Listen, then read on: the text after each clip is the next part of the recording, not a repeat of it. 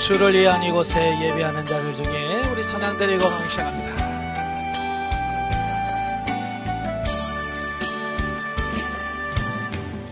주를 위한 이곳에 예배하는 자들 중에 그가 찾는 이 없어 주님께서 슬퍼하시네. 주님이 찾으시는 그 한 사람 그 예배자, 내가 그 사람 되기 간절히 주께 예배하네. 주 은혜로 이곳에 서 있네.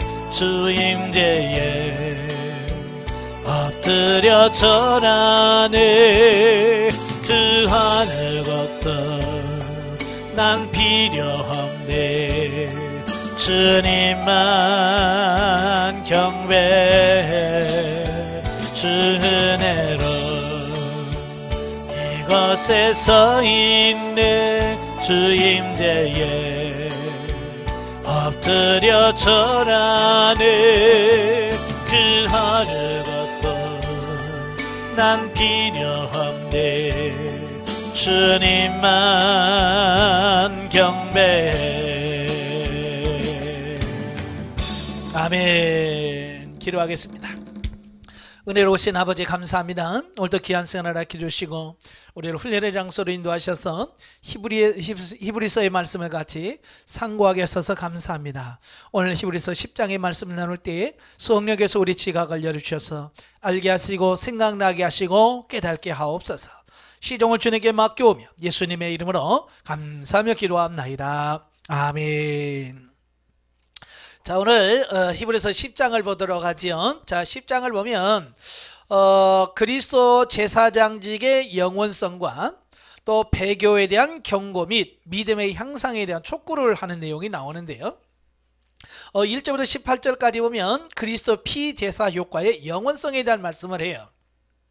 그러니까 구약의 그 제사들과 예수 그리스도의 제사를 질적으로 엄청난 차이가 있다라고 하는 것을 여기서 말씀해 주고 있습니다. 그 차이는 뭐냐? 9장에서 이미 구약의 제사장은 뭐라고 그랬어요? 한시적이라고 그랬죠? 예, 한시적이고 그 효과도 1년밖에 머물지 않아요. 그래서 매년 똑같은 제사를 반복해서 드려야 돼요. 그러나 예수 그리스도, 그리스도의 피제사의 효력은 뭐냐? 영원성을 가지고 있다는 말이에요. 영원성. 그러니까 1년밖에 안 되는 효과와 영원한 효과는 이거 비교할 수 없죠. 그래서 본단락은 좁은 의미에서는 그리스도께서 새 언약에 따라 자신의 몸을 단번에 들여 인간의 구원을 완성하심이 기록된 전장인 9장의 내용에 대한 결론이고, 좀 넓게 보면 그리스도의 대제사장으로서의 사역을 다룬 본론의 중반부인 4장 14절부터 10장 18절까지의 전체 결론이다 라고 이렇게 볼 수 있습니다. 그러니까 짧게는 9장의 결론이면서 길게는 4장부터의 큰 결론이다라고 말씀드릴 수 있어요. 자, 이러한 본문의 특징이 뭐냐? 저자가 하나의 결론을 내리는 데 있어서 앞에서 논의했던 내용들을 반복 정리하는 방법을 사용했다는 점이다. 그러니까 결론을 낼 때 앞에서 이미 다 말씀했던 부분들을 다시 한번 요약하고 정리한다 그 말이에요. 그래서 요약을 해보면 옛 언약 곧 구약의 율법은 참 형상의 모형이요 그림자라고 하는 1절의 내용은 이미 8장 5절과 9장 8절 10절의 내용에서 반복하는 거예요. 이걸 총 정리한 거예요. 그 다음에 두 번째로 동물의 피를 바치는 구약 제사가 불완전한 속죄의 효능을 가졌기 때문에 반복해서 드렸다라고 하는 2절부터 4절과 11절의 내용은 9장 1절부터 22절에서 이미 말씀하신 부분들을 정리했다고 말이에요. 그리고 불완전한 제사를 완전하게 하기 위해서 하나님은 구약의 제사를 폐하시고 예수 그리스도로 하여금 단번에 완성하도록 하셨다는 5절부터 10절의 내용은 7장 27절과 9장 23절 28절의 내용을 다시 정리한 거예요. 예. 또한 그리스도께서 영원한 제사를 완성하시고 하나님 우편에 앉으셨다는 12절의 내용은 8장 1절의 내용을 반영한 것이고, 또 자기 백성을 온전케 하시고 심판의 날까지 기다린다는 13, 14절의 내용은 9장 28절의 내용을 반영한 거예요. 그런가 하면 예레미야 31장 33절에 34절을 인용하여 하나님께서 자기 백성의 모든 죄가를 잊으시고 새 언약을 그 마음에 새겨 영원히 구원하겠다고 하는 내용을 말하고 있는 15절부터 17절은 8장 8절에서 12절의 말씀을 그대로 옮겨 놓은 것이다. 예. 그러니까 이 부분은 이 히브리서의 저자가 어떤 성품을 가지고 있는가라고 하는 부분을 잘 보여주고 있어요. 예, 그러니까 아주 꼼꼼하면서 한번 말한 것을 또 정리하고, 해서 완벽하게 하려고 하는 어떤 이런 성격을 가지고 있다라고 하는 것을 보게 되죠. 예, 그리고 저자는 이러한 내용에 따른 결론으로 마지막 18절에 뭐라고 하냐면, 18절에서 뭐라고 말씀해요? 이것들은 사하였은즉 다시 죄를 위하여 제사를 드릴 것이 없다. 예수 그리스도께서 완벽한 제사를 다 드려놨기 때문에 더 이상 죄를 위하여는 다른 제사를 드릴 이유가 없다. 더 이상 어떤 희생 제사가 더 이상 필요치 않다라고 최종적으로 선언합니다. 그래서 그리스도께서 대속의 피를 흘리신 제사가 영원성을 지니는 완전한 것임을 여기서 보여주고 있습니다. 이 말씀은 굉장히 우리에게 중요한 말씀을 주고 있는 거예요. 왜냐하면 이 당시, 이 히브리서를 기록할 당시만 해도 여전히 구약의 제사 제도에 대한 미련을 품고 있는 유대 개종자들이 있었단 그 말이에요. 그러니까 그들은 기독교를 개종하기 전에 이미 유대교를 가지고 있었고, 유대교에서 그들은 안식일마다 제사를 드렸고, 동물 제사를 드렸고, 절기마다 희생 제사를 드렸어요. 그러다가 기독교로 개종해 왔단 말이에요. 개종해 와서 예배를 드려 보니까 어때요? 소 잡아드리고 염소 잡아드리는 제사가 아닌 찬양하고 이런 예사를 드리니까 어찌 보면 어때요? 예배 같지 않겠죠. 그죠? 예배 같지 않을 거예요. 왜냐하면 자기들이 드렸던 예배 형식과 많이 다르니까. 그러니까 그들이 이거 예전만 못한 거 아닌가? 이런 생각들을 품게 된단 말이에요. 그래서 왜냐하면 예전에 그 막 소 잡고 염소 잡고 할 때 있어 보이잖아요. 그게 마치 더 영적인 것 같고 더 신령한 것처럼 보인다 그 말이에요. 그러니까 이런 부분에 대한 확실한 이런 게 없으면 유대교로 돌아갈 가능성이 큰 거죠. 그래서 여기서 완전히 못을 박는 거야. 이제는 더 이상의 희생제사가 필요 없다. 예수 그리스도의 십자가를 못 박혀 죽은 이상 더 이상 희생을, 죄의 용서를 위한 제사는 필요하지 않다라고 못을 박아놔요. 굉장히 중요한 거예요. 자, 오늘날도 마찬가지예요. 오늘날도 이제 전도를 하면 이제 기독교에 대해서 전혀 몰랐던 분들이 기독교로 개종하기를 굉장히 꺼려합니다. 왜 꺼려하냐? 그들이 한결같이 고민하는 게 뭐냐면, 그럼 제사는 어떻게 하냐 이거예요. 그죠? 그러면 우리 아버지, 부모님 다 돌아가셔서 제사를 모셔야 되는데 교회 가면 제사 안 드린다는데 그럼 우리는 불효하는 거 아니냐? 이렇게 말하는 분들이 많아요. 왜 그런 식으로 말할까요? 이 제사가 뭔지를 잘 모르기 때문에 그래요. 그들은 자기 조상에게 제사 드린다고 생각하거든요. 자기 조상을 섬긴다고 생각하는데 사실은 자기 조상 섬기는 게 아니잖아요. 귀신을 숭배하는 거지. 그죠? 그러니까 이런 원리를 아는 사람들은 거기에 속지 않은데, 이런 원리를 모르는 사람들은 오해할 수 있단 말이에요. 딱 좋잖아요. 그래서 마치 귀신을 숭배하는 것이 마치 자기 조상을 숭배하는 것과 착각하는 것처럼. 그러니까 이 제사도 마찬가지예요. 예수 그리스도께서 완벽하게 성취해온 제사, 그게 진짜인데 그 의미를 모르니까 아직도 뭐요? 옛날에 소 잡아드리고 염소 잡아드리고 했던 그 제사가 그리운 거예요. 그게 진짜 같은데 라는 거죠. 그래서 그건 아니다. 예, 예수 그리스도의 십자가 사건 종결됐다 라고 여기서 확실하게 못을 받고 있다는 거 꼭 기억하시기를 바래요. 자, 그 다음에 두 번째 단락이 이제 19절부터 25절까지인데요. 이거 이제 구속받은 자의 특권과 의무에 대한 말씀을 합니다.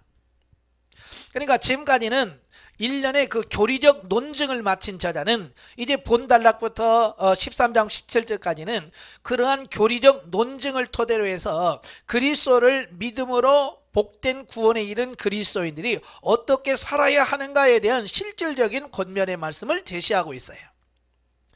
예, 이 부분은 굉장히 중요한 겁니다. 교리적인 이론적인 부분도 중요해요. 왜? 모든 삶은 이론적인 부분이 배경이 돼야 돼. 이론이 없으면 실질적인 삶이 안 나와요. 근데 문제는 뭐냐? 이론적인 부분에 멈추면 안 돼요. 예, 이론에서 멈추면 안 된다는 말이에요. 그래서 이론에서 멈추지 않고 그것을 삶에서 직접적으로 적용하고 실천하는 데까지 가야 된다. 자, 이걸 말씀해 주고 있습니다.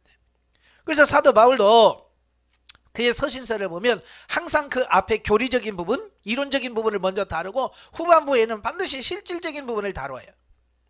예, 왜? 이론과 실제가 같이 가야 돼.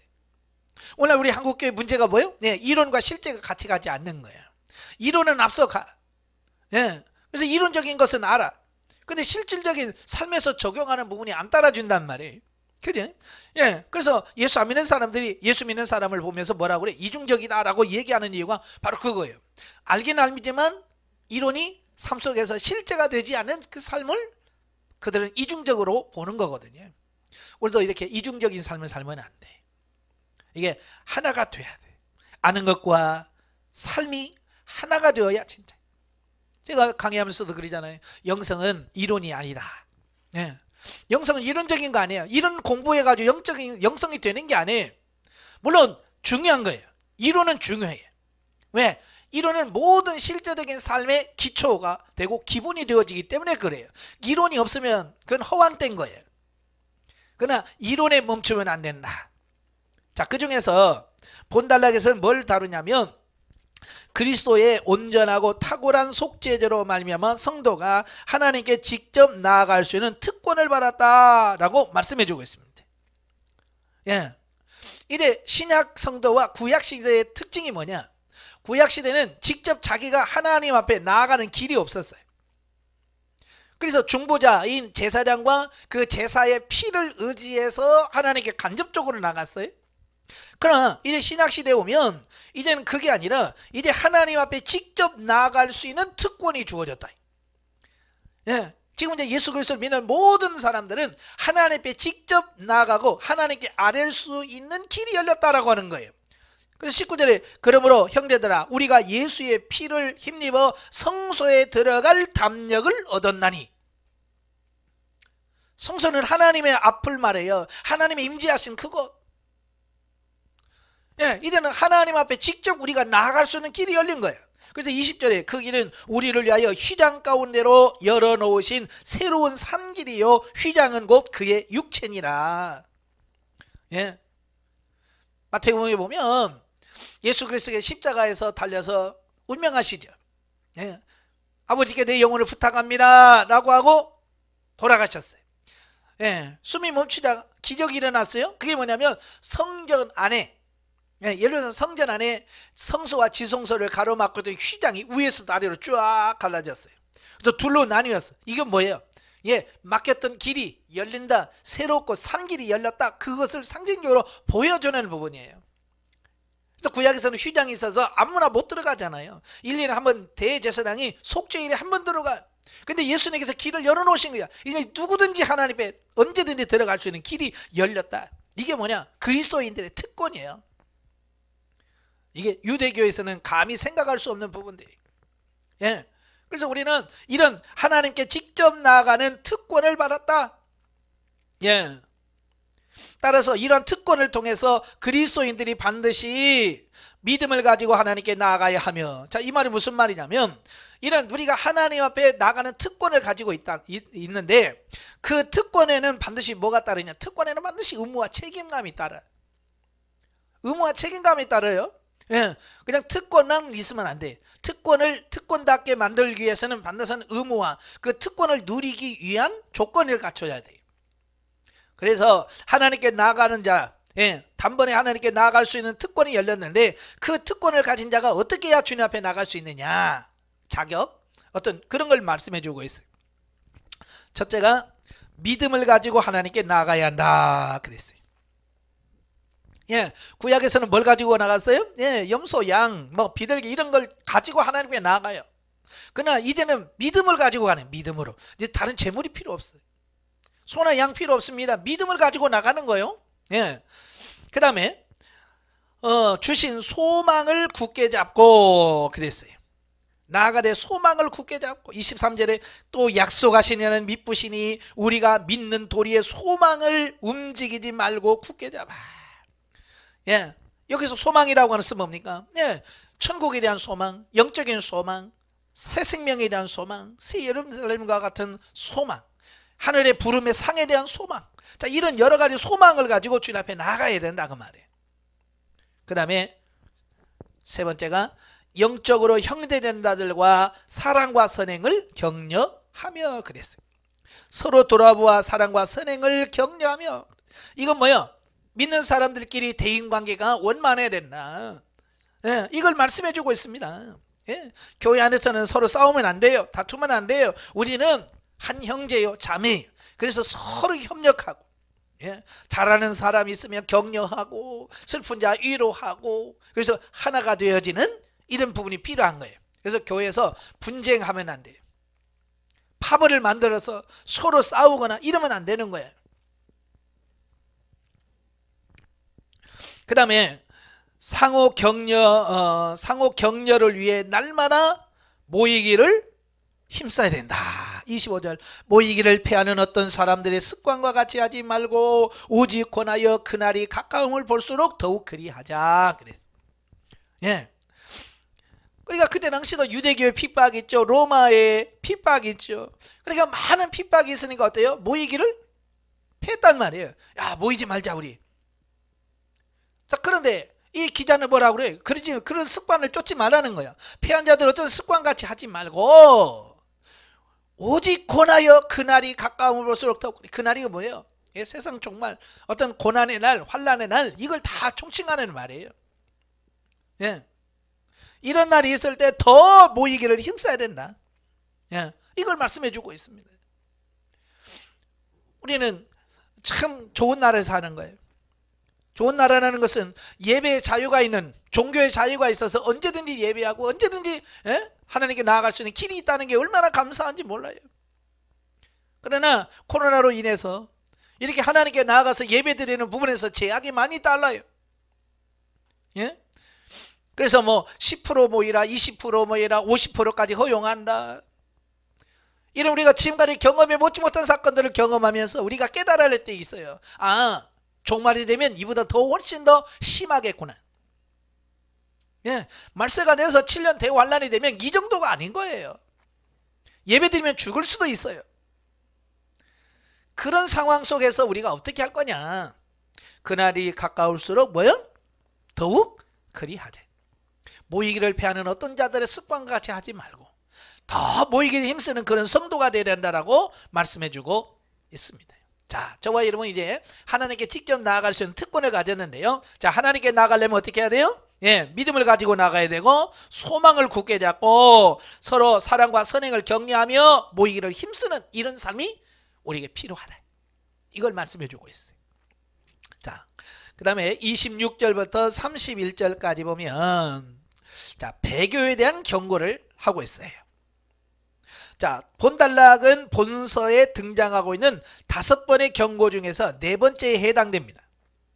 또 앞의 경고들 2장 1절부터 4절, 3장 7절부터 19절, 6장 48절에서와 같이 그리스도에 대한 신앙을 버리고 배교하는 것이 얼마나 무서운 죄인가에 대하여 경고하는 내용을 담고 있다. 예. 여기서 배교라는 게 뭐예요? 예, 배교는 예수 그리스도를 나의 구주로 영접하고 예수 믿고 신앙생활을 하다가 거기서 떠나서 다시 옛 생활로 돌아가는 거예요. 옛 종교로 돌아가고 옛 육신의 삶으로 돌아가는 걸 배교라고 말하는 거예요. 특히 보면은 배교의 무서운 결과를 중점적으로 보여준 세 번째 경고인 6장 4절에서 8절과 거의 동일한 주제를 띠고 있다. 자, 이런 본문에 보면은 먼저 그리스도를 통해 진리로 들어왔다가 떠난 자는 영원히 죄 가운데 머무르게 된다는 것을 선언하고 있습니다. 자, 26절에 보면 우리가 진리를 아는 지식을 받은 후 진짓죄를 범한 즉 다시 속지 않은 제사가 없고 그랬어요.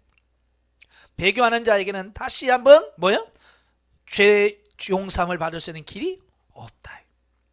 예. 여러분, 세상에 예수 그리스도께서 세상에 오신 이유가 뭐예요? 예수님의 세상에 오신 이유가 뭐예요? 네, 우리 인류의 시조인 아담과 하와가 범죄하고 타락해서 이 땅에 죄가 들어왔잖아요. 근데 그 아담과 하와를 통해서 들어온 죄를 세상에서 해결할 방법이 있어요, 없어요? 없어요. 그 죄 문제를 해결할 길이 없어. 그래서 하나님이 직접 그의 사랑하는 독생자 외아들을 사람의 모양으로 이 땅에 보내주시고 우리의 모든 죄와 질고를 지고 십자가 못 박혀 죽게 하신 거예요. 그래서 저와 여러분들이 죄의 문제를 해결하고 용서받을 수 있는 길을 열어놓으신 거예요. 네. 바로 그 예수 그리스도를 부정하고, 예? 그 자기들을 용서해 주신 그 예수님을 부정하고 못 믿겠다 반대하면 뭘로 구원을 받겠어요? 예. 그래서 우리가 예수 그리스도를 믿었다가 그 예수 그리스도를 부정하면 달리 죄 용서를 받고 구원받을 수 있는 길이 없다. 이걸 말씀해 주고 있습니다. 그러니까 이 말은 무슨 말이에요? 예. 구원 받으려면 절대 배교하지 마라. 예수 떠나면 안 된다. 자, 그 얘기를 하고 있는 거예요. 그 다음에 구약의 율법을 증거로 하여 하나님의 은혜에서 떠난 자가 그러한 무서운 저주 아래 놓이게 되는 것은 마땅한 일이라고 증거한 다음, 예, 이 말은 무슨 말이에요? 예, 구약에서 여기 보세요. 예, 28절부터 보면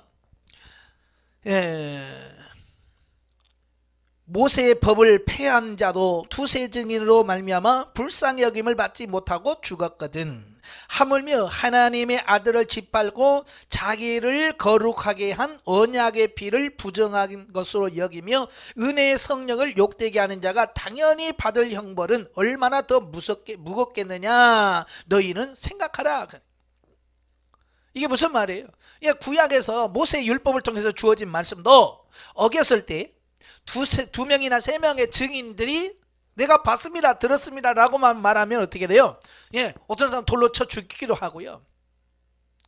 예, 두세 증인에 의해서 옛 계명도 사형을 당하고 죽게 된단 말이에요. 살 수 없어요. 그런데 이건 뭐예요? 구약의 율법도 아니고 하나님이 사랑하는 독생자 아들을 목숨을 대신해서 베푸신 그 구원의 은총을 배반하면은 얼마나 더 그 하나님의 징계가 크겠냐. 자, 이야기를 하고 있는 거예요.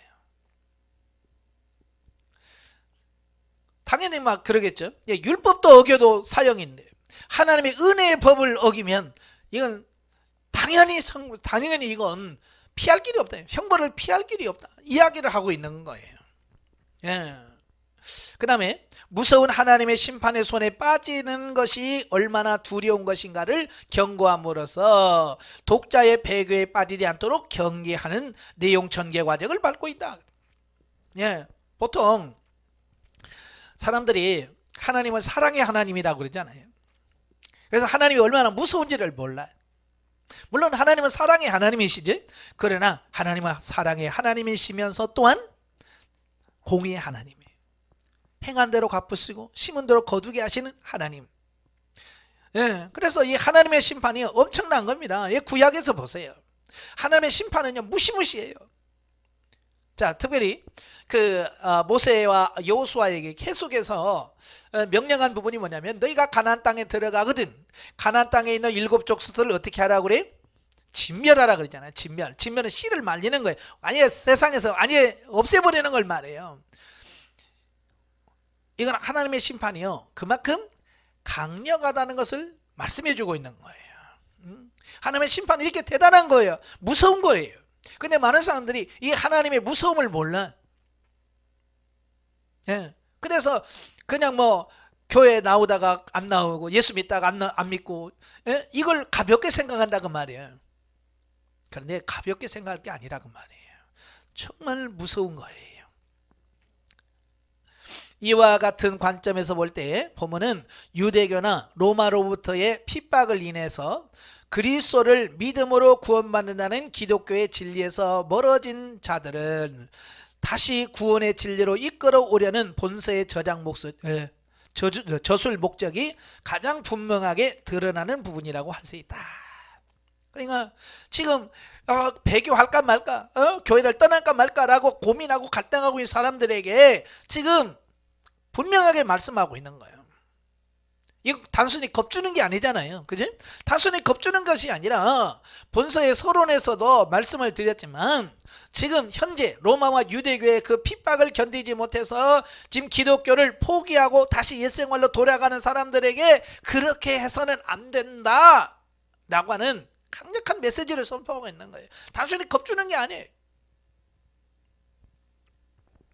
우리도 절대로 하나님을 떠나는 일이 없어야 돼. 예수 그리스도를 떠나는 일이 없어야 됩니다. 네, 말씀해야 되면 우리가 지금 생각과 상상으로는 가히 생각할 수 없는 그런 핍박과 어려움이 올 겁니다. 그래서 지금 고난으로 훈련하지 않으면, 세상의 작은 고난으로 연단을 받지 않으면 우리가 그날에 설 수 없어요. 그래서 하나님은 오늘도 저와 여러분들에게 많은 믿음의 훈련을 시키시고 계시는 거예요. 고난을 주시고 그 고난을 통과하게 하시고, 예? 그런 훈련을 통해서 나중에 그 엄청난 시련이 와도 그걸 이겨나갈 수 있는 믿음으로 우리를 성장시키기 위해서 오늘도 우리들을 훈련하고 있다는 걸 기억하십시오. 예. 자, 마지막 32절에서 39절까지 보면 신앙 성장에 대한 권면이 나옵니다. 자, 보면은 무서운 경고 형식으로 배교를 경계한 압달락과는 대조적으로 칭찬과 부드러운 견문을 사용해서 독자들이 신앙적으로 후퇴하지 않도록 훈계하고 있습니다. 자, 왜 이런 말을 할까요? 예. 이 저자는 이 배교라고 하는 것, 하나님을 떠나는 그 본문을 보면서 왜 떠날까? 예, 왜 떠나지? 라고 봤을 때 결국 영적으로 성장하지 않은 사람은 떠날 수밖에 없더라, 이걸 깨달은 거예요. 오늘날도 마찬가지, 우리가 신앙생활 하면서 영적으로 성장하지 않으면 떠날 수밖에 없어요. 교회에서도 마찬가지예요. 교회에서도요, 그 교회에서 영적으로 성장하지 않으면 그 교회에서 못 버팁니다. 영성훈련도 마찬가지예요. 영성훈련도 내가 성장하지 않으면 절대로 이 영성훈련에 붙어 있을 수가 없어요. 예. 하라고 해도 자기 스스로 버티질 못해. 예. 그래서 중간에 떨어지신 분들이 있잖아요. 많아요. 그들은 이런저런 핑계를 많이 냅니다. 뭐 이런 것 때문에 내가 그만뒀다, 저런 것 때문에 그만뒀다라고 말하지만 결국은 그게 아니에요. 본인이 영적으로 따라가지 못하는 거예요. 본인이 영적으로 따라가지 못하고 성장하지 못하니까 떨어질 수밖에 없는 거예요. 예. 저도 상담하면서 많은 분들을 경험하잖아요. 히브리서 기자도 마찬가지예요. 왜 배교할까? 배교하는 원인이 뭘까? 결론은 영적으로 성장하지 않았다는 거예요. 그래서 여기서 신앙적으로 후퇴한다는 말은 영적으로 성장하지 않으면 후퇴하는 거예요. 예, 날마다 우리는 성장해야 되고요, 날마다 전진해야지 뒤로 가면 안 돼. 즉 저자는 본서의 독자들로 하여금 더 나은 미래의 상급을 바라보며 현실의 고난을 감내했던 처음 신앙을 가졌을 때를 상기시켜 그 처음 신앙을 잃지 말고 그때와 같이 계속해서 앞으로 전진하도록 권면하는 동시에, 그랬습니다. 처음 그들이 기독교를 개종할 때 어떤 마음을 가지고 개종을 했을까요? 그냥 어떤가 한번 가볼까? 그랬을까요? 아니잖아요. 예, 기독교로 처음 개종할 때 유대교에서 출교를 각오하고 정말 이게 진리다, 그렇잖아요. 이게 정말 진리다 라고 생각해서 교회를 선택했잖아요. 근데 그 마음을 지키지 못한 거잖아요. 첫사랑과 첫 믿음을 잃어버린 거잖아요. 바로 그런 부분을 지적하고 있는 거예요. 예. 처음에 너희가 빛을 받은 후에 고난의 큰 싸움을 견뎌낸 것을 생각해라. 얼마나 주변에서 반대가 많았겠어요. 나 오늘부터 교회 갈래 라고 할 때 얼마나 가정에서 사람들이 반대가 많았을까요? 근데 다 뿌리치고 왔잖아요. 근데 그걸 못 버틴다면 열매가 끝까지 가지 못하고 준 거 떨어지는 것과 뭐 다를 바가 뭐 있어요. 예. 에베소 교회를 향해서 하나님이 책망하시잖아요. 뭐라고 책망합니까? 너희가 첫사랑을 버려놓아라. 저와 여러분이 이 첫사랑을 잃어버리시면 안 돼요. 예. 처음 영성을 만났을 때 그 감격, 그걸 놓치면 안 돼요. 죽을 때까지 그걸 소유하시기를 바래요. 예. 그 다음에 그 처음 신앙을 잃지 말고 그때와 같이 계속해서 앞으로 전진하도록 권면하는 동시에, 예. 그냥 멈춰만 있으면 안 되고요. 계속 앞으로 전진해 가셔야 돼요. 사단의 박해를 두려워하여 후퇴하지 말고 이제 곧 오실 그리스도를 믿는 소망 가운데서 구원함을 입은 자답게 굳세게 살아가도록 훈계하고 있다. 예? 주님 오실 그날까지요, 굳건하게 나가셔야 돼요. 그래서 제가 훈련 받으시면서 진리 단계부터는 인내가 필요하다. 인내하지 않으면 우리가 승리할 수가 없어요. 끝까지 견디는 자가 구원을 받게 돼 있어요. 그래서 우리가 인내하는 법을 배우셔야 돼요. 아시겠죠? 예. 이처럼 보면은 당시 로마의 박해와 유대교의 교리적 공격으로 위축되어 있던 초대교회 성도들에게 미래의 영광을 제시함으로써 전향적인 신앙을 갖도록 유도하고 있다. 예. 그래서 35절에 보면 너희 담대함을 버리지 말라. 이것이 큰 상을 얻게 하느니라. 예. 그 소망을 말씀하고 있는 거예요. 그러니까 미래에 받을 영광. 로마서 8장에서도 그렇잖아요. 현재 받는 고난은 장차 받을 영광과 좋게 비교할 수가 없다. 지금 사람들은 뭐만 보는 거예요? 미래를 못 보잖아요. 그죠? 현재 지금 당장 고난, 당장 힘든 것만 보잖아요. 그러니까 너무 힘들다, 어렵다, 못 믿겠다, 이렇게 되어지는 거잖아요. 왜? 현재만 보니까. 우리는 먼 미래에서 하나님께서 주실 은혜와 상급을 바라볼 수 있는 그런 믿음이 필요한 거예요. 예. 그래서 우리가 이 세상에서 여러 가지 고난을 받는데, 이 고난이, 우리가 받는 이 고난이 그냥 고난으로 끝난다면 아무 의미가 없겠죠. 우리가 진짜 바보같이 산 거예요. 예? 괜히 쓸데없이 고난 많은 거죠. 그런데 성경은 그렇게 말하고 있지 않아요. 우리가 이 세상에 받는 고난은 장차 받을 상급과 연관이 됐다, 그 말이에요. 쉽게 말하면 우리가 얼마나 고난을 많이 받느냐가 결국은 상급과 연결되어진다는 사실이에요. 그러니까 우리의 고난은 결코 헛된 고난이 아니라는 거, 장차 받을 상과 연결되어 있다는 거예요. 그러니까 고난 중에서도 우리가 인내하고 참고 길이 참아야 된다. 왜? 반드시 거기에 대해서 뭐예요? 하늘의 상급이 주어지기 때문에 그렇다. 자, 이걸 말씀해 주고 있습니다. 오늘도 저와 여러분이 이 땅에 살면서 여러 가지 힘들고 어려운 일 많을 거예요. 그러나 하나님께서 주실 그 영광의 상급을 바라보면서 우리가 달려가셔야 돼. 사도 바울도 복음 전하면서 얼마나 어려운 일 많았겠어요. 그죠? 감옥에 갇히고 굶주리고 뭐 배 파선, 강도 위험, 뭐 엄청나게 많은 걸 봤잖아요. 그러면서 뭐라고 그래? 빌립보 3장에서 부름의 상을 위하여, 부름의 상을 조차 달려가노라 그랬잖아요. 사도 바울도 하늘에 주실 상을 바라보면서 열심히 달려간 거예요. 우리도 사도 바울처럼 달려가는 우리가 돼야 돼. 영적에 봅니다.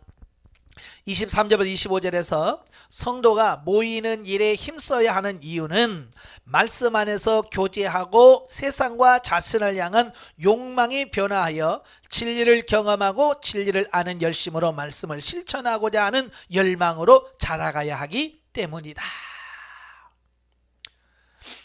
자, 하나님께서 예수 그리스도의 피값을 주고 이 땅에 세우신 기관이 있어요. 그게 교회예요. 예. 이 교회는 굉장히 중요한 거예요. 그래서 하나님은요, 이 말씀막 때는 이 교회를 통해서 하나님이 역사하시고, 교회를 통해서 하나님을 드러내시고, 교회를 통해서 모든 일을 하시는 거예요. 그러니까 교회를 떠나면 안 되는 거예요. 예, 물론 전에도 말씀드렸지만 교회란 단순히 눈에 보이는 건물을 말하고 있지 않다고 그랬죠. 에클레시아라고 그래서 구원받은 자의 무리, 성도들을 말하는 거예요. 모임을 가르는 거, 모임. 그러니까 안 모이면 역사가 안 나타나는 거예요. 이게 모여야 역사가 일어나는 거예요. 아시겠죠? 예, 모여야 역사가 나타나는데 안 모이면 안 돼. 그래서 우리 성도들은 어때요? 모여야 돼. 모여서 같이 기도하고 사랑하고 실천하고 서로 격려하고, 그래서 끝까지 달려갈 수 있는 그런 삶이 되셔야 돼. 사람들은 율법은 두려워하면서도 하나님의 믿음의 법은 두려워하지 않는다. 예, 대부분 그래요.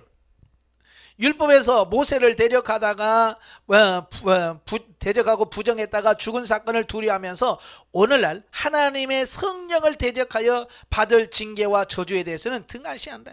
아까도 말씀드렸죠. 예? 율법을 무서워하면서도 이 하나님의 그 심판은 두려운 걸 몰라요. 여러분, 비교가 안 됩니다. 율법은 모형과 그림자라고 말씀하고 있잖아요. 여러분, 그림자와 모형만 어겨도 죽는데 실제가 되신 하나님을 고려해 어떻게 살겠어요? 하나님의 말씀, 성령을 소멸하는 행위에 대해서는 우리가 늘 민감하여야 한다. 우리의 믿음을 지키기 위해서 물질의 손해를 보고 자존심과 체면이 손상되고 고통을 당하면서도 인내하고 감사하는 것은 영원한 기업을 받을 하나님의 약속을 믿기 때문이다. 예, 이걸 아는 게 복이에요. 예, 우리에게는 하나님의 약속이 있어요. 영원한 하나님의 약속이 있어요. 우리는 그걸 위해서 우리가 이 땅에서 현재의 삶을 포기하고, 예? 현재 고난을 참아가는 거예요. 그래서 그리스도의 고난에 동참하는 것이 그리스도의 영광에 참여하는 하나님의 약속이 예비되어 있기 때문이다. 아멘. 그래서 이 땅에 살면서 편하려고만 하면 안 돼요. 어떤 고난 없이 그냥 평탄하기만을 바라면 안 돼요. 어찌면 우리는 고난을 사모하고 고난 속에 들어가야 돼. 왜? 그것이 우리의 상급이 되기 때문에 그렇습니다. 자, 마지막 성경 계시 발전서학 2회를 보도록 하죠. 예, 오늘은 19절에 보니까 그러므로 형제들아 우리가 예수의 피를 힘입어 성소에 들어갈 담력을 얻었나니, 여기서 성소라고 하는 부분을 같이 한번 살펴보도록 하죠. 국어사절에 보니까 성소란 제사장이 하나님께 제물을 바치고 의식을 행하던 거룩한 곳이라고 정리를 해놨어요. 예, 그러니까 하나님께 제물을 바치고 거룩한 어떤 구별된 장소, 이 구별된 장소를 가리켜서 성소라고 이야기를 합니다. 예, 히브리어는 무코데시, 예, 무코데시라고 하고요, 미크다시라고 하는데요, 헬라어로는 하기온이라고 그래요. 근데 그 말의 뜻은 뭐냐면 분리된 곳. 이 코데시라고 그랬죠. 무코데시라고 할 때 코데시가 뭐냐? 거룩하다. 거룩. 우리가 레이기할 때 거룩이란 말이 있잖아요. 이 코데시라고 하는 말, 거룩, 구별되다. 따로 이렇게 구별되어진 어떤 부분들을 말씀하고 있어요. 이건 뭐냐? 세속적인 목적의 용도와는 구별되는 신에 대한 경배나 또는 신과의 영교를 위한 장소로 쓰였다. 예. 그러니까 이 성소는 일반 사람들의 모임이나 사람들이 놀고 뭐 교제하기 위해서 만든 곳이 아니라 특별히 하나님과 하나님을 섬기고 하나님께 찬양하고 하나님과 영적인 교제를 나누기 위해서 특별히 구별해오는 장소, 이걸 성소라고 그래요. 성소. 이 성소라는 말은 성경에 198에 나옵니다. 그래서 이걸 이제 역사의 흐름을 가면서 이게 어떤 식으로 변화되는가를 한번 보죠.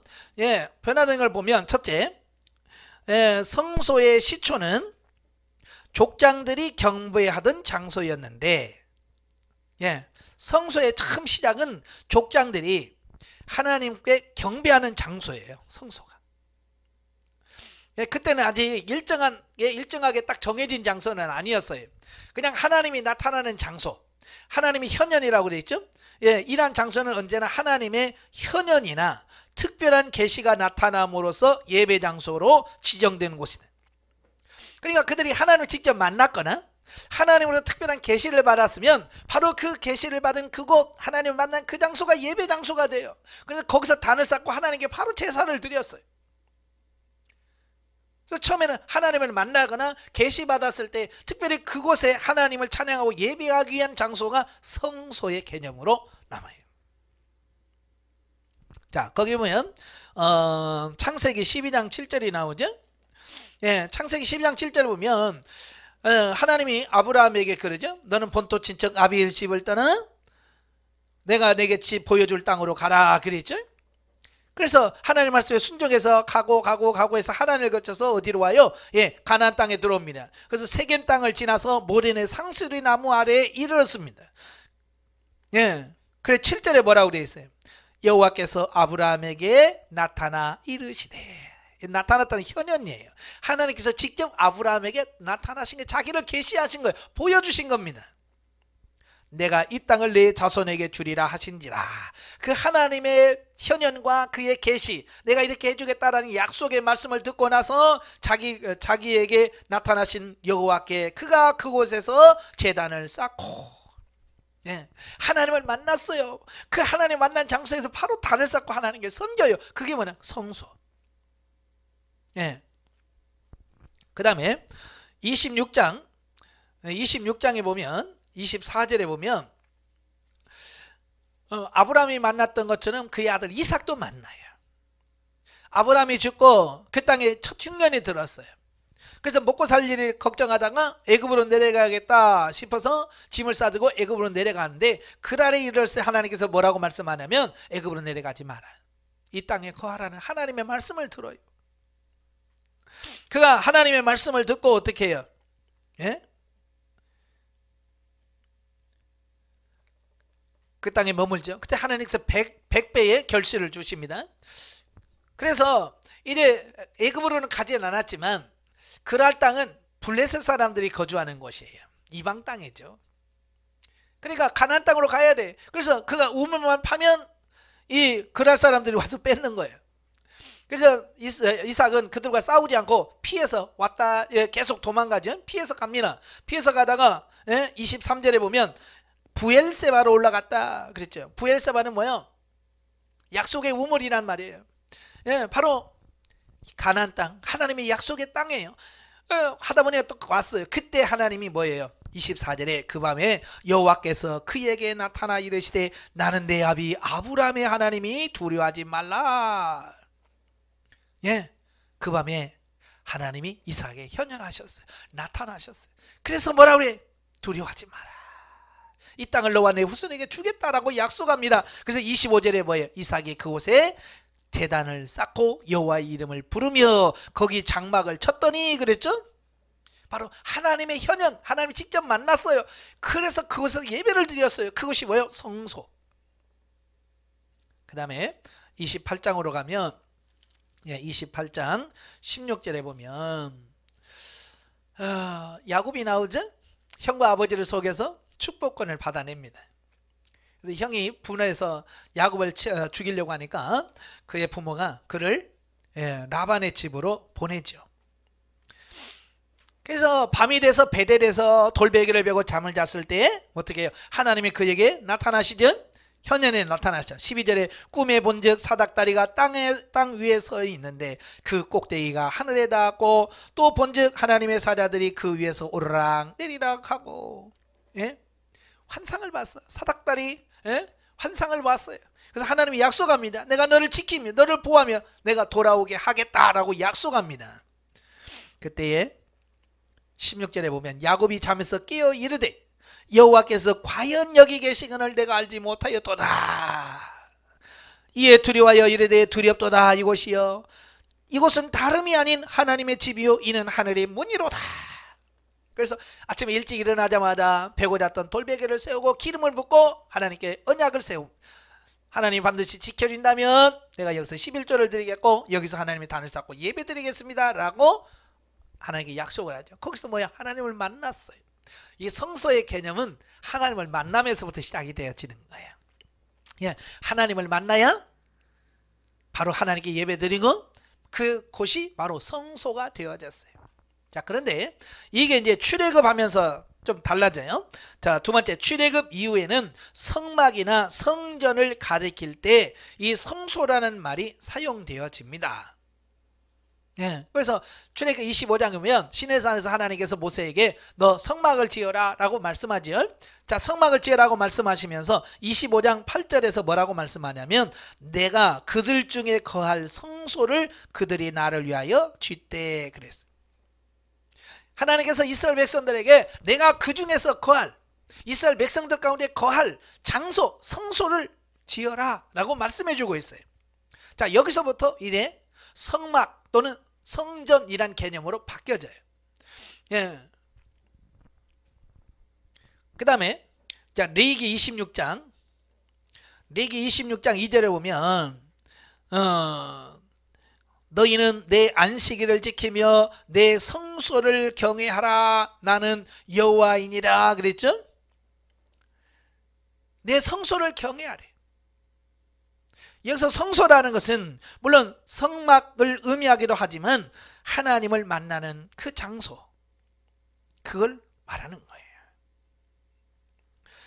그러니까 이 출애굽 위에는 성막이나 성전의 의미가 있고요.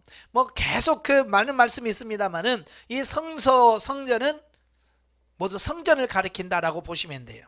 자, 시편 150편 1절에 보면 할렐루야 그의 성소에서 하나님을 찬양하며 그의 권능의 궁창에서 그를 찬양할지어다 그랬죠. 여기서 말하는 성소는 하나님이 계신 곳을 말합니다. 바로 성전을 의미하죠. 자, 이런 개념이 신약시대에 와서 어떻게 됐을까요? 신약시대에 와서도 예수님 당시에는, 예수님이 살아 계실 때는요, 구약의 개념과 별반 차이가 없어요. 바로 구약에서 썼던 그 성소와 예수님 당시 신약시대에 썼던 성소의 개념은 동일합니다. 그래서 27장에 보면 이래 3절부터 보면 그 가룟 유다가 예수님을 팔지요. 은 30에 팔아놓고 나중에 양심의 가책을 가져요. 그래서 그 받았던 돈을 가지고 성소로 가지요. 그래서 대제사장들에게 도로 갖다 주면서 내가 무지한 죄를 피를 바르고 죄를 범하였다. 그래서 물리라고 하니까 그들이 무슨 상관이냐? 예? 내가 당하라 하거늘 유다가 그 은을 성소에 던져놓고, 예, 성소가 뭐예요? 성전이에요. 성전에 그냥 은 30을 던져놓고 나와버린 거예요. 바로 여기서도 구약의 개념하고 다를 바가 없죠. 똑같이 쓰여지고 있어요. 또 27장에 보면 자, 예수님께서 십자가에 못 박혀 돌아가실 때 아까 설명드렸죠? 예, 크게 소리 지르며 영혼이 떠나시니라. 51절 이에 성소 휘장이 위로부터 아래까지 찢어져 둘이 되고 그랬어요. 바로 여기까지만 해도 이 성소는 성전을 가리키는 말이었어요. 어떤 장소적인 개념이 굉장히 강하죠. 자, 그런데 이 개념이 예수 그리스도께서 승천하신 이후에 이게 바뀌어요. 그러니까 예수 그리스도의 십자가의 죽으심과 부활과 승천은 이런 성소의 개념을 바꾸는 계기가 돼요. 자, 그래서 이제 그 성소의 개념이 완전히 이제 변화가 되어지는데, 자, 히브리서에 보면 8장 2절에 보면 성소와 참 장막에 섬기는 이라 그랬죠. 근데 그게 어디 있어요? 하늘에 지으신 크신 이의 보좌 우편에 앉으셨으니.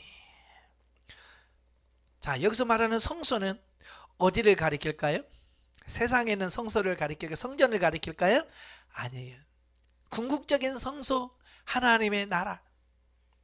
예, 참 성소는 이 땅의 것이 아니라 하나님의 나라, 저 천국에 있다는 것을 가르쳐주고 있습니다. 이 땅은 단지 뭐요? 모형과 그림자라고 말하고 있잖아요. 자, 9장 1절부터 보면 예, 이 언약에 섬기는 예법과 세상에 속한 성소가 있더라. 예, 그러면서 9절에 이 장막은 현재까지 비우니. 10장 1절에 보면 율법은 장차 올 일의 그림자일 뿐이요 참 형상이 아니므로 그랬죠. 그러니까 이걸 우리가 분명히 아셔야 돼요. 눈에 보이고 만져지는 이런 성소의 개념에서 이제 육안으로 볼 수 없는 하나님의 성소들이 단지 하늘에 있는 것의 모형이자 그림자에 불과하다는 것을 말씀해 주고 있어요. 그러니까 땅에 있는 성소는 하늘에 있는 것의 그림자요 모형이다.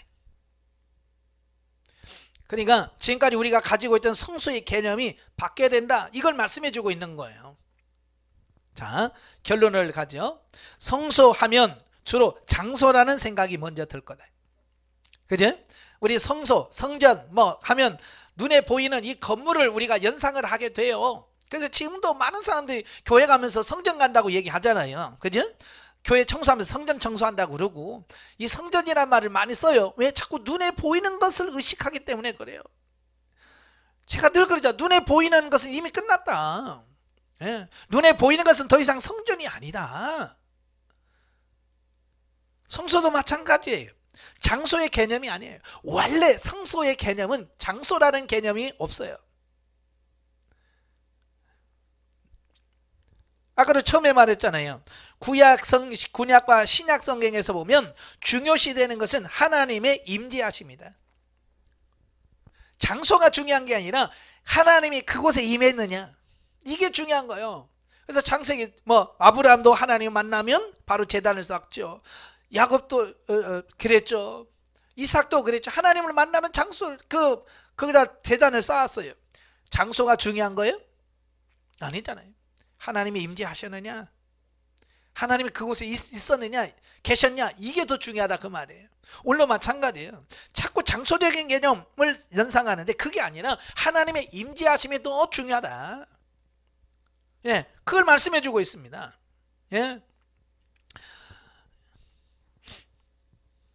그렇기 때문에 하나님과의 올바른 관계를 맺으면 특별한 성소, 장소는 필요치 않게 된다. 오늘날에는 특별한 어떤 장소가 필요한 게 아니에요. 뭐가 중요하냐? 하나님의 임재야, 하나님과 올바른 관계, 영적인 관계가 얼마나 바르게 세워졌느냐, 이게 중요한 거예요. 하나님과 동행하는 삶이면 시간과 장소에 구애받지 않고 하나님과 만나고 교제할 수 있는 부분이 된다, 이야기를 하고 있는 거예요. 그게 장소적인 개념이 아니라는 얘기예요.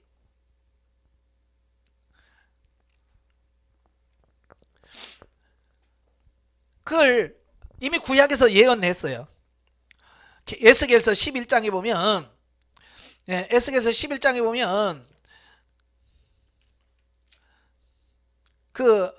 이스라엘이 바벨론의 포로 끌려갔다 다시 돌아올 것을 예언하면서 그가 16절에 이런 말씀했어요. 그런즉 너는 말하기를 주 여호와의 말씀이 내가 비록 그들을 멀리 이방인 가운데 쫓아내어 여러 나라에 흩어졌으나 그들이 도달한 나라에서 내가 잠깐 그들에게 성소가 되리라 하셨다. 예루살렘 성전은요 무너졌어요. 586년에 성전은 무너져서 없어져 버렸어요. 눈에 보이는 성전은 없어졌다니까요. 그런데 뭐라고 그래? 내가 그들에게 성소가 되어주겠다. 이 말은 무슨 말이에요? 내가 그들과 만나주겠다, 이야기와 같은 거예요. 눈에 보이는 건물은 없어져도 하나님이 그들과 함께하는 이것은 변함이 없다, 이걸 말씀해 주고 있는 거예요.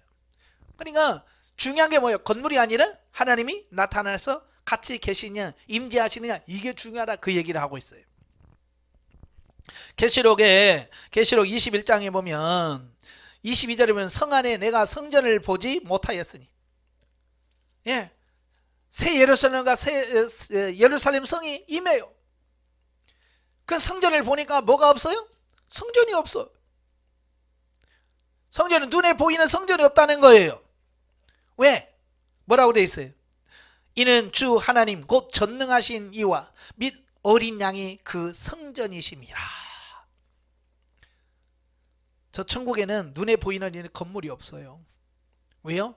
천국 그 자체가 뭐예요? 하나님이 임재하심과 하나님이 동행하고 하나님이 함께하는 그 생활 자체가 천국 생활이거든요. 그렇기 때문에 눈에 보이는 성전이 필요 없는 거예요. 오늘도 마찬가지예요. 눈에 보이는 어떤 현상에 매이지 말라는 얘기예요. 이걸 요한복음에 4장에서 말씀하죠. 수가성 여인을 만납니다. 수가성 만났을 때 예수님이 메시아라는 사실을 깨닫고 나서 그가 바로 예수님 질문하잖아요. 우리 조상들은 이 산에서 예배하였는데 당신들의 말은 예배할 곳이 예루살렘에 있다더이다. 그러죠? 그때 예수님이 뭐라 그래요? 여자여 내 말을 믿어라. 이 산에도 말고 예루살렘에서도 말고 너희가 아버지께 예배할 때가 이르리라. 23절에 여호와께서 참되게 예배하는 자들은 영과 진리로 예배할 때가 오나니 곧 이때라. 아버지께서는 자기에게 이렇게 예배하는 자들을 찾으시느니라. 예루살렘에 가래? 사마리아로 가래? 아니잖아요. 신령과 영과 진리로 예배하라. 장소적인 개념이 중요한 게 아니라고 말씀하고 있습니다. 내가 머무는 곳이 곧 하나님이 거하시는 거고 하나님이 임재하는 장소가 되게 만들어라 그 말이에요. 우리는 은혜 밖에서 어디를 갑니다 자꾸. 이제 그게 아니라 내가 머무는 곳에 주님이 같이 임하고 내가 머무는 곳에 하나님의 임재가 있고서 바로 그곳이 성소가 되도록 해야 돼. 이게 진짜 믿음이고 이게 진짜 신앙이고 그게 영성이에요. 어디를 가서가 아니라 내가 머무는 곳에 주님이 머물고 또 주님이 머무는 곳에 내가 머물고 그래서 주님과 같이 동행하는 이 삶이 이루어져야 진짜 성소가 이루어진다. 우리 한번 이 사실을 한번 잘 기억하시고요. 우리는 자꾸 장소적인 불평을 많이 해요. 기도할 곳이 없네, 예배할 곳이 없네, 참 신앙생활 할 곳이 없네라고 자꾸 말합니다. 왜? 아직도 자꾸 장소를 찾기 때문에 그래요. 아직 덜 성숙하고 성장해서 그래요.